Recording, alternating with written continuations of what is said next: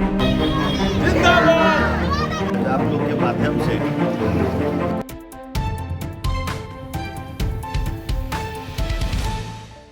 नमस्कार, मैं हूं सूरज कुमार। आप देख रहे हैं नवादा न्यूज एक्सप्रेस।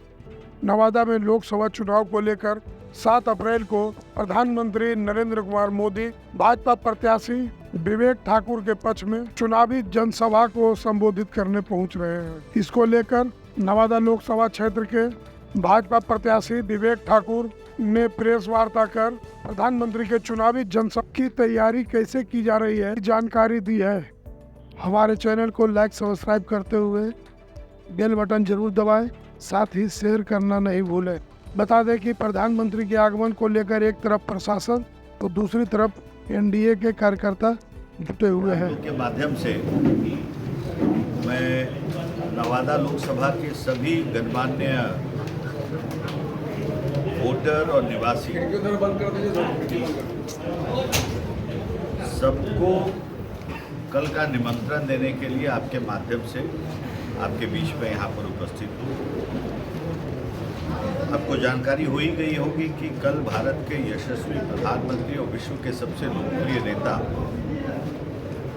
भारत के प्रधानमंत्री आदरणीय श्री नरेंद्र मोदी जी का पहला कार्यक्रम, उनके दिन भर के कार्यक्रम का कल नवादा से आरंभ हो रहा है और उनका आगमन नवादा में ठीक 11 बजे मैदान में वो आ जाएंगे, मंच पे आ जाएंगे। उसके पहले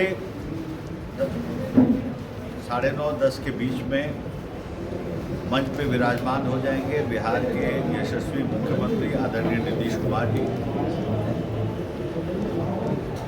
उप मुख्यमंत्री आदरणीय सम्राट चौधरी जी, लोक जनशक्ति पार्टी के अध्यक्ष आदरणीय श्री चिराग पासवान जी,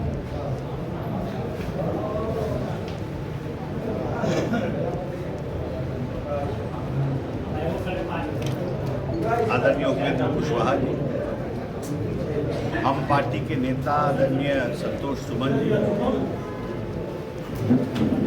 भारत सरकार के वरिष्ठ मंत्री आदरणीय श्री गिरिराज सिंह जी, भारत सरकार के गृह राज्य मंत्री आदरणीय नित्यानंद राय जी और कई गणमान्य लोग मंचासीन हो जाएंगे सुबह 9 से 10 के बीच में और संबोधन आरंभ हो जाएगा। फिर प्रधानमंत्री जी का आगमन होगा, 3 लोगों का 4 लोगों का 3 लोगों का उनके संबोधन के पहले होगा संबोधन, मेरे द्वारा स्वागत किया जाएगा। बिहार के उप मुख्यमंत्री और भारतीय जनता पार्टी के अध्यक्ष आदरणीय श्री सम्राट चौधरी जी का संबोधन होगा, बिहार के मुख्यमंत्री आदरणीय श्री नीतीश कुमार जी का संबोधन होगा और विश्व के सबसे लोकप्रिय नेता आदरणीय श्री नरेंद्र मोदी जी का संबोधन आरंभ होगा। कल एक बड़ा ऐतिहासिक दिन, ऐतिहासिक 2 मायने में। पिछली बार 2014 के लोकसभा में भारत के प्रधानमंत्री जी का आना हुआ था। 2019 में इस क्षेत्र का स्थान जमुई था, इसलिए वो नवादा नहीं आ पाए थे, लेकिन पुनः 2024 में प्रधानमंत्री जी नवादा आ रहे हैं और खुद रूबरू होंगे नवादा लोकसभा के सभी जनता से। चुनाव तो है, रैलियां भी होती है, लेकिन बड़ा मायने कल इसलिए भी विशेष है कि जो हमने संकल्प लिया है विकसित भारत के साथ विकसित नवादा का, 28 तारीख को नामांकन के साथ तो हमने उसकी नींव बोई। उसका पहला स्वरूप लेने का जो रास्ता है, उसकी झलक, पहली झलक जो है कल हमें मिलेगी नवादा की। और जैसा मैं हमेशा कहता आ रहा हूँ कि नवादा एक नए नवादा की ओर बढ़ने जा रहा है।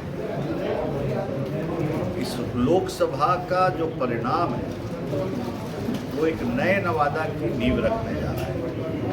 विकासशील नवादा, प्रगतिशील नवादा और प्रगति करता हुआ नवादा, जो अंत में आकांक्षी जिला से निकल के विकसित नवादा के रास्ते पे चल पड़े। डबल इंजन की सरकार है, फिर बनेगी डबल इंजन की सरकार, और नवादा प्राथमिकता का जिला बने।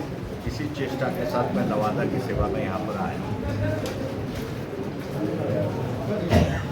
आने वाले समय में मैं नवादा का विकास का एक मैनिफेस्टो भी आप लोग के माध्यम से रिलीज करूँगा,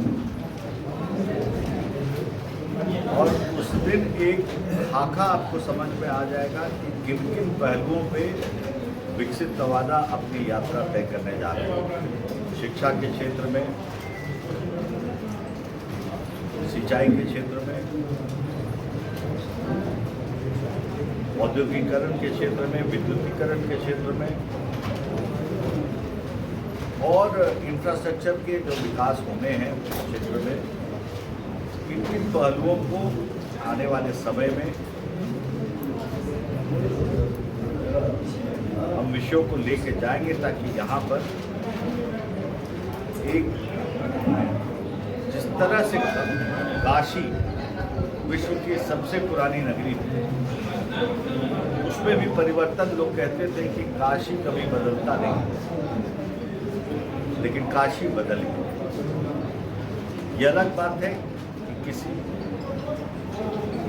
ऐसे स्थिति में, किसी शहर में कुछ नया करने में, किसी क्षेत्र में नया करने में, जब प्लानिंग की प्रक्रिया जब संपूर्ण हो जाती है तो काम करने में थोड़ा वक्त लगता है।